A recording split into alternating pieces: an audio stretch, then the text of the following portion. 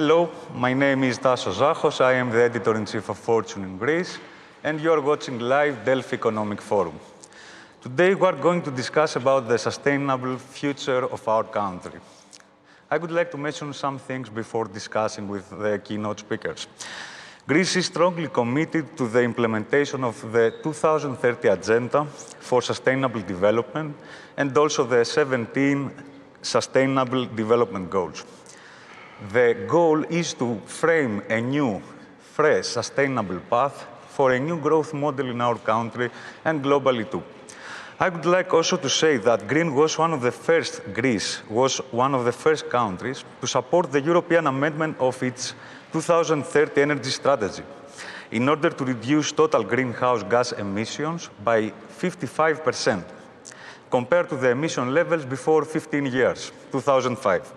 In contribution to this initiative, the Prime Minister, Kyriakos Mitsotakis, promised that Greece's retirement of all coal-fired power plants will be sooner than originally planned. So, we're going to discuss about this. The goal is to have a sustainable growth, combining the economic beneficiary, with the development and also environmental progress, social progress, let's say better. So I'm going to discuss this framework with very, very special speakers. I would like to welcome Mr. Jan Peter Balkenende, former Prime Minister of the Netherlands, external senior advisor of Ernst & Young, and chairman also of the Dutch Sustainable Growth Coalition. Hello, Mr. Balkenende. Good afternoon. Also, Mr. Kostas Skrekas, the Minister of the Environmental and Energy of the Hellenic Republic. Hello, Mr. Skrekas. Nice to meet you. Good evening to everybody. Also, Mr. Andreas Shiamishis, CEO of LP and also board member of SEV Council for Sustainable Development. Hello, Mr. Shiamishis. Hello. And also Mr. Dimitris, Papastergiou, the mayor of city of Trikala, Greece. Hello. Hello, nice to meet you. Nice. I would like to start the conversation with Mr. Balkenende. Despite the divisive trends of the recent years, the global sustainability agenda is now more relevant than ever amid the pandemic. I would like to ask you, do you think that now we have an international common language understood by all the stakeholders for the sustainability trends? Zachos, let me start by thanking you for being with you at the Delphi Economic Forum in Greece. It's an honor, so I'm very happy that you can share views. And your question is really important. Do we have an integrated framework and a universal language? And I think there is a framework globally. We talk today about the Sustainable Development Goals of the United Nations. And this is connected with issues around climate change, the necessity to have a circular economy, and combating inequality. And this is an agenda that unites people, countries, businesses, universities. And more in the world you can see that people are on the same line. So we have a global agenda. This agenda is connected with another discussion. Which type of market economy do we want?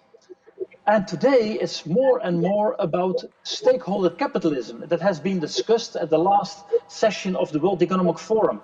It's about responsible capitalism, conscious capitalism, moral capitalism. And there are different wordings, but it's always about more long-term thinking. It's about serving all stakeholders instead of only the shareholders. And it's about the right balance between economic, social, and ecological goals. And then the third dimension, so we have a global agenda, the discussion about future of market economies, and the third one is, which type of business models do we want to have? And it's not business as usual. It's about sustainable growth business models. It's about the question, how can you integrate sustainability into business models? And that's what you can see worldwide. And this discussion also can be found at universities, at governments, at cities. So the world is changing. And therefore, you're right, more and more there is an integrated framework. There is a kind of universal language. And as my last remark, we're living in a world with many tensions and difficulties. But if you are talking in terms of the Sustainable Development Goals, these goals unite people. People have common goals, a common language, and that requires common strategies. And therefore, I'm so happy with this forum. So I'm glad to be with you, and of course I'm also enjoying to listen to the other members of the panel. Thank you.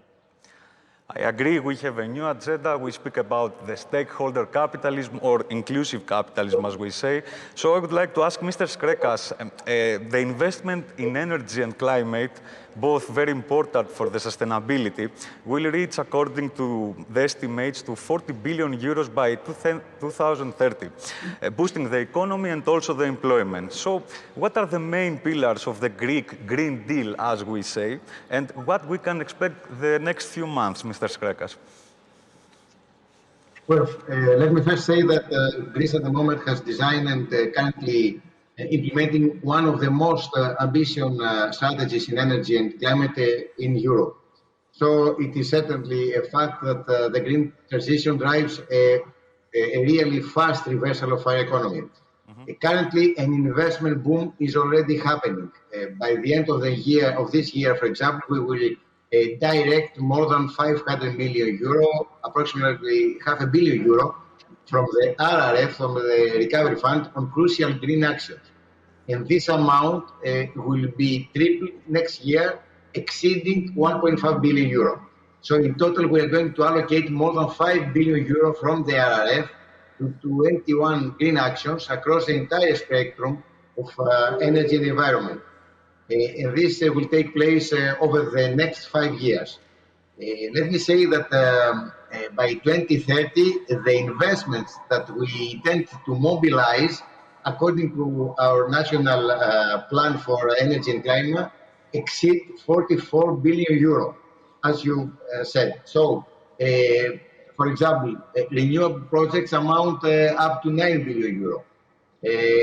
Another 9 billion euro are going also to be invested in order to upgrade and to modernize the electricity grids, also for interconnected or non-interconnected islands. So with those investments, we enhance the network stability and, of course, the flexibility of the electrical system. And, of course, as you can understand, this is very crucial in order to allow renewable share to go beyond 60%, so to increase the penetration of renewables into our energy mix by the end of the decade, compared to 30% that it is today. In order also to ensure the stability of the system and give the opportunity of more renewables to enter into our energy mix, storage is very, very essential. So we have allocated more than 400 million euro, approximately 450 million euro from the RRF to support for the financing of storage system, storage systems, both in terms of batteries, but also hydro pumping. This autumn, we're going to issue a call for submission of proposals in order to finance standalone storage facilities that will exceed several hundred megawatts in capacity in total. So you can understand that this is a very important action. And also, let me say that the tender will take place finally during the first quarter of 2022, following, of course, the approval of the terms by the European Commission, because we're going to notify the scheme that we would like to follow. So let me also say that 11 billion euro will be directed to energy efficiency by 2030. So also we have allocated 5 billion euro for circular economy. As you can see, we follow a holistic approach in order to transform our country to a green economy, and beyond all, to offer quality of life in our citizens, which is our main aim.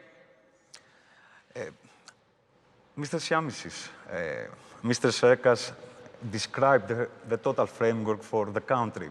I would like also to mention that LP, the biggest oil company of the country, have announced a new program, the Vision 2025, including investment also of 4 billion for energy and digital transformation. So I would like to ask you, what is this vision and how a big oil company can become more green? Thank you very much for offering me the opportunity to discuss this with you. I have to admit it's not an ideal position for the CEO of an oil company to be reading in the papers that over the next 5 to 10 years, people will stop driving cars, which is one of the main consumption drivers for our business, and that we're being pushed out of the energy equation. However, I think that Minister Skrekas mentioned a key word, which is the holistic approach and a total plan.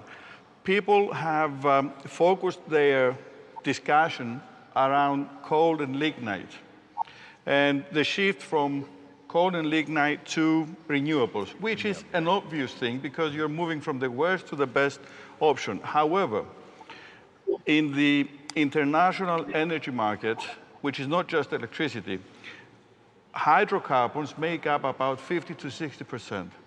So if we fail to act and improve hydrocarbons value chain and supply chain, like refineries, it means that we will not be addressing a significant part of the problem. So our strategy is to make our company part of the solution going forward to the extent possible. So in that respect, we have put together a holistic plan, which we call Vision 2025, and that effectively looks forward beyond 25 what the industry will look like, and it covers effectively a number of initiatives in 3 main pillars. Okay. The first one, and I'm talking about the energy transition part. The first one is that, first of all, we are a significant consumer of energy. So the best energy is the one you don't need. So we have to reduce our own needs for energy. This is the obvious thing.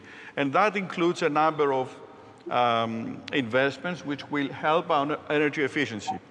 The second pillar has to do with what we call Scope 3 emissions, which is effectively our products. The first one covers Scope 1 and Scope 2.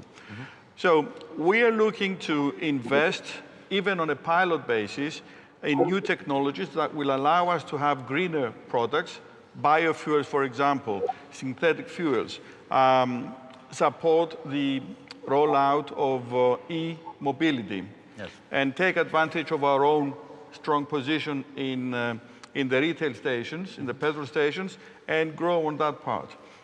The third part of the equation is where we grow. At the end of the day, we are a business. We're a business which has shareholders, lenders, and we have to generate value for those people and for the society overall. So the third part of the strategy is to grow in areas which are in the green energy domain. So we are investing, as you rightly said, about 3.5 to 4 billion over the next few years. 50% of that is allocated to green energy projects. So it's renewables, it's hydrogen, it's CO2 capturing and storage, things which will help our industry and our group create value and be relevant for the next 10 to 20 years. As I understand, oil is going to become part of the solution the next year, so we need to find a balance. Absolutely right. Absolutely right. I would like also to have your comment regarding the big corporation in general, because as I mentioned in the start, you are part of the Council of SEV for the Sustainable Development. Correct. And I would like to ask, which are the main priorities for you in order to say that we can ensure a better sustainable future for our country? Sustainable development is a much wider topic and a much wider discussion than the energy transition. Energy transition is one big part of this discussion. Now, as a member of the board of sustainable development under the SEV umbrella, we are working on a number of priorities which cover all facets of industrial and commercial activity in Greece. So we deal with not only the clean energy part, we deal with the taxonomy issues, we're dealing with the plastics, we're dealing with the farm to fork issues, with permitting issues, and a number of, if you will, challenges that will allow our economy to develop in the right way. So what we want to achieve through these initiatives is growth from a flourishing economic community, because we need that, but at the same time achieve the environmental and the social goals as well, which we should not be forgetting. Okay, these are the main challenges. Mr. Papastergiou, in terms of local government, we have also big challenges. For example, the utilization of funds related to small cities, the mobility themes, the clean energy production themes. I would like your comment also about the transition to a more sustainable development model also for the local government.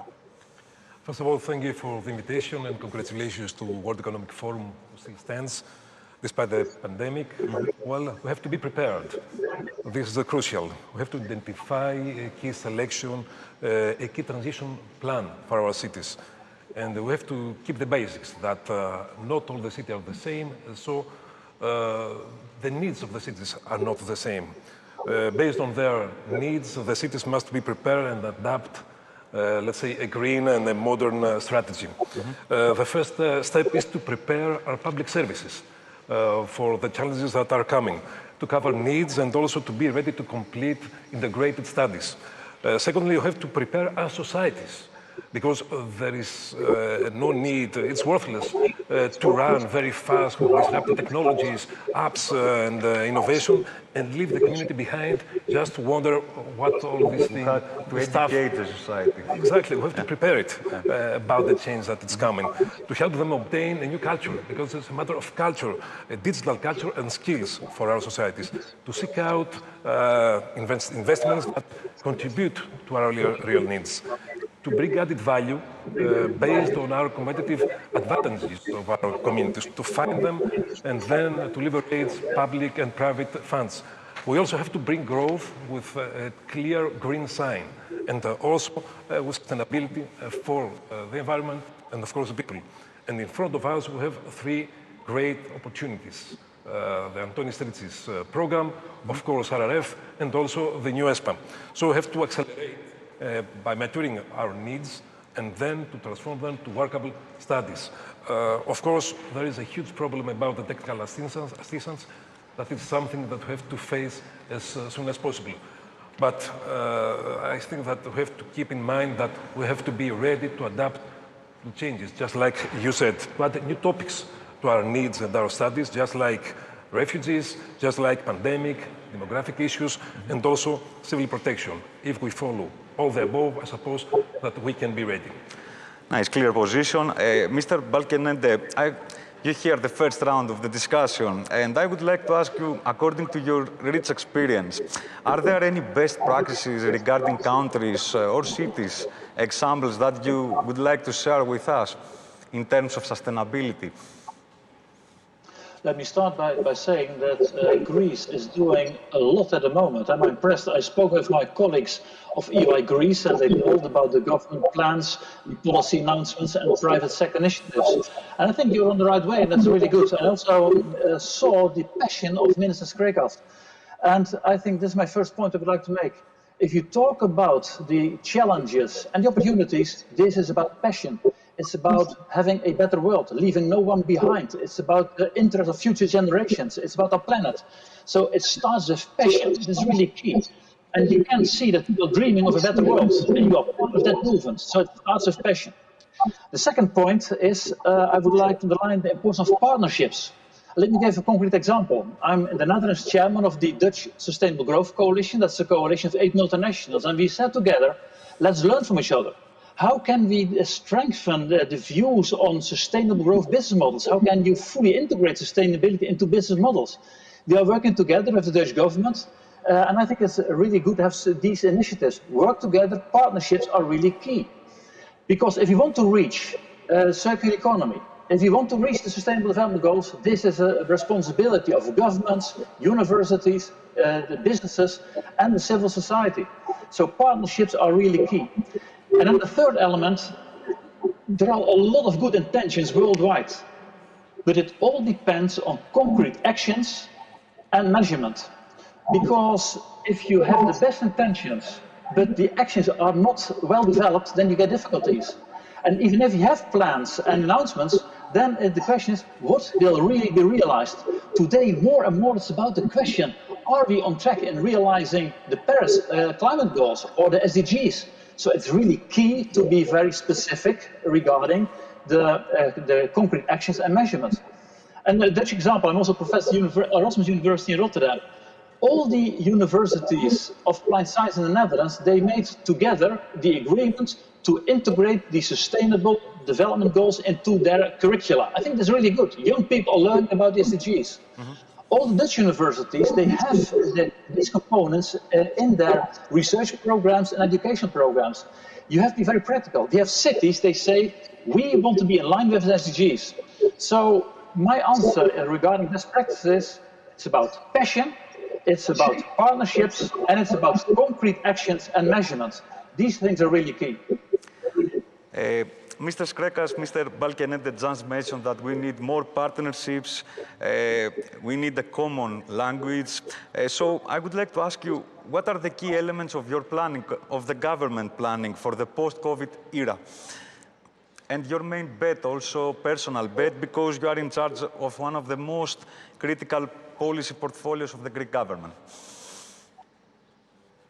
Well, let me say that, first of all, I firmly believe that a green economy is a resilient economy.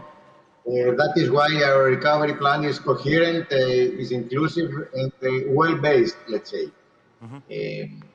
Our commitment is to stimulate this large, huge investment, I can say, but at the least cost for our consumers.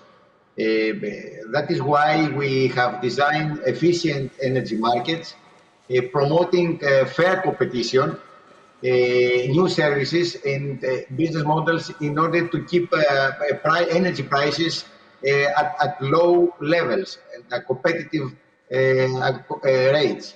We also promote resilient infrastructure. We don't build infrastructure just for the sake of infrastructure. We don't build pipelines or grids just for the grids. We want all this to serve finally the final consumer, who is the one who is going to pay the bill. That is why also that we promote fast and simple licensing. We are going to introduce the second phase of the licensing simplification during the next 2 to 3 weeks in order to minimize bureaucracy at all levels, because also this adds costs finally to the investments and finally to consumers. That is why also we want to provide visibility to investors. And that is why we have promoting, and we are waiting for the clearance of the new scheme regarding renewable auctions by the European authorities, regarding also the offshore wind investments, the investments in storage, energy storage systems, green PPAs that we want to develop, our sharing capacity in order to support and let's say make the investors take the investment decisions in the near future, so as to replace the dirty lignite as well as hydrogen. We also promote international collaborations, which will ensure diversification and, of course, synergies. So let me emphasize that our policies are not simply driven by economics, and this is the most important thing, because people are at the center of our policy, and as I said, finally the consumers are the ones that they're going to pay the bill, the taxpayers. So we have to be very programmed, very responsible in the decisions, the political decisions that we make, because it is clear no citizen should be left behind in this transition and the new opportunities that will arise. Okay, so Mr. Shiamishis, we have a new way of thinking, let me say. Speaking about the investors, for example, more and more they are asking more information, non-financial information. They are speaking about ESG criteria, environmental, social, government. And I would like to ask you, how do you view this trend, and are the big corporations ready to adjust to this new logic, let's say? Well, clearly ESG is a big issue. However, before I move to ESG, let me just congratulate the mayor for something which I found as very inspiring. You talked about technology, and you said the focus is not the tools, it's the culture. Exactly. I can assure you that we are spending a lot of money in transforming our business, the digital transformation project, and I agree 100%. The key aim is to change the culture and the way people perceive technology, not how much you spend. So in that respect, I congratulate you for that point. I will ask the maker after, but we don't have a lot of time. So okay, no. on ESG very quickly.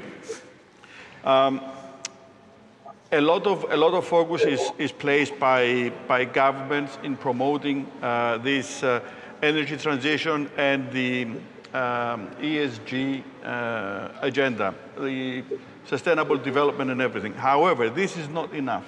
So private companies have to lift, do the sort of the heavy lifting as well on their part. So ESG has become a part of the decision-making process for most investors. In fact, I will not bore you with numbers, but the extent to which investors are actually focusing investments only on ESG compliant companies, or actually avoiding to invest, withdrawing investments from non-ESG compliant companies is unprecedented. Yes. It is something which has taken a snowball effect over the last 10 years. So in that respect, our aim as a company is to transform. History is full of great companies like our own, like LP, who fail to understand that they need to change. So we don't want to repeat the same mistake. Change is sometimes difficult. You have inertia that you have to overcome. You have stakeholders with special interests that you have to overcome. However, it's inevitable. If we do not change, we will end up being a failed company in a few years from now. And SEB, through sustainable development, through VIAN, is promoting this agenda to all companies so that people appreciate and actually embrace this initiative rather than just do it out of regulatory need or simply because they think it's the right thing to do. So we need to transform it. I would like to ask the mayor how we can combine the sustainability issues with the digital transformation. As we know, Trikala is a very good example of a tech promising city. So let me express my impressions from my city and minister city. You know that Kostas is my citizen. We saw two things in Trikala. First of all, people just like to see and identify. You need to prove that technology can help you live more safe, more simple, more happy. This is the first step, to prove the need, the usability of technology. You saw, for example, that gov.gr during pandemic helped us to see that things are much easier. You saw that for the first time the state thought us and sent us an email. Let me paraphrase and saying that it was just a simple SMS, but a huge step for the state to show that we can be closer. The second one is to have a clear vision and not to stop in every border we face. For example, the 5G deployment was the first, the first we saw that we have to be there because we are for sure that the same people that were against it will be in a few months from our office asking for better quality of signal or speeds. And by concluding, let me say that all these are just minor problems. The biggest problem now is the lack of confidence from people to political system, and digitalization could be the solution, because if they see that the state is there, is responding, is preventing us with smart solutions, then we can for sure see again our, let's say, citizens be again engaged be closer to the political system.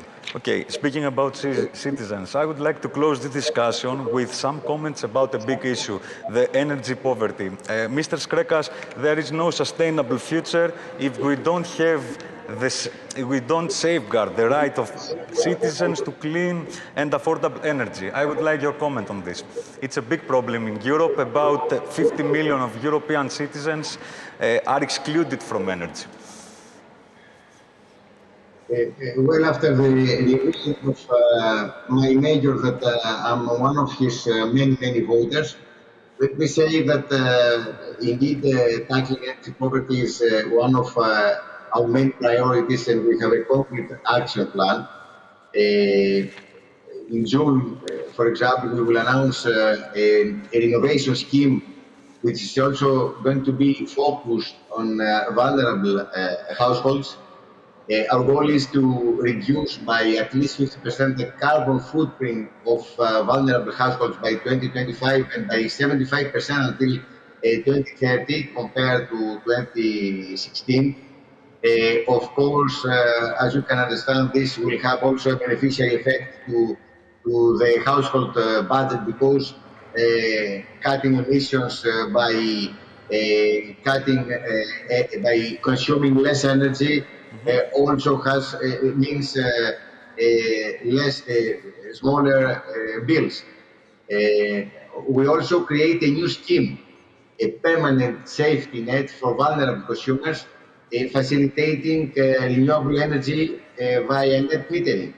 And we have already increased the budget for supply reconnection, so to reconnect households where the electricity has been cut off, let's say, defining specific, fair, social and economic criteria.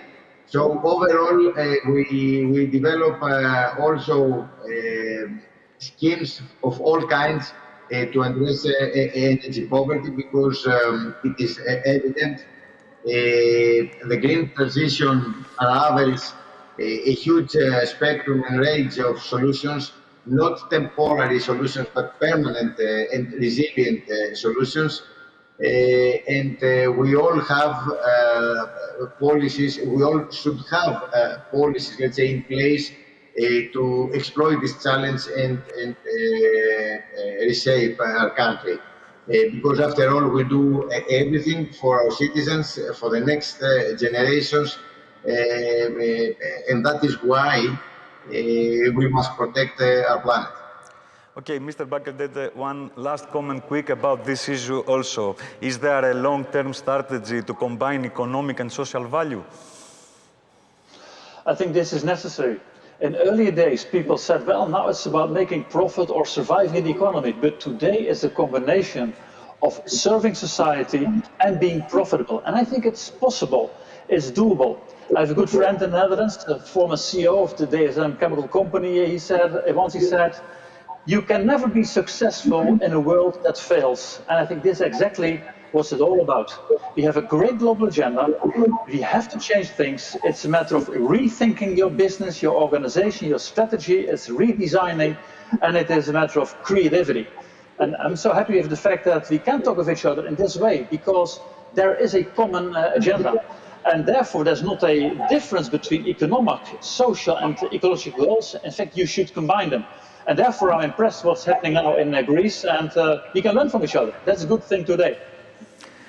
Nice. We don't have time, sorry. It was a very interesting discussion, I think. I would like to thank you all for your participation. Thank you very much. Thank you. Bye-bye. Bye.